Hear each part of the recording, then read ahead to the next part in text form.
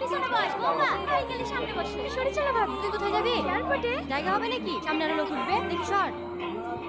ছোট লোক কোথাকার।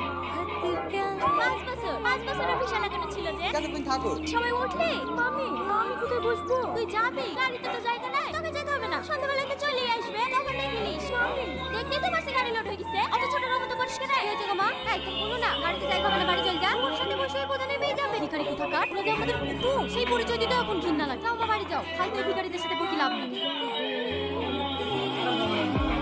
ঘুরে আসলি কেন? তো কিছু বলিস নাকি? আমরা নাকি ছোট লোক, আমি আর ভাবি বলছে তুমি গেলে নাকি ওদের মান সম্মানের ক্ষতি হবে, তাহলে কি আমাকে নিয়ে গেল না? বাবা তুমি যাবে না, ওরা যখন খেতে পারছিল না তোর বাপ টাকা দিয়ে বিদেশ পাঠিয়েছে, আর এখন তোর টাকা হয়েছে বলে আমার মেয়ে অপমান করবে। গাড়ি দুটো পর থেকে দেখছি মন খারাপ করে বসে আছি। কি হয়েছে বল? তুই না আসলো না কেন? ও আর আগের মতো আছে নাকি? 4-5টা ছেলের সাথে প্রেম করা, তাদেরকে সিনেমা দেখতে যাওয়া। ছি, সেদিন কি হয়েছিল জানিস? একটা ছেলের সাথে ভাই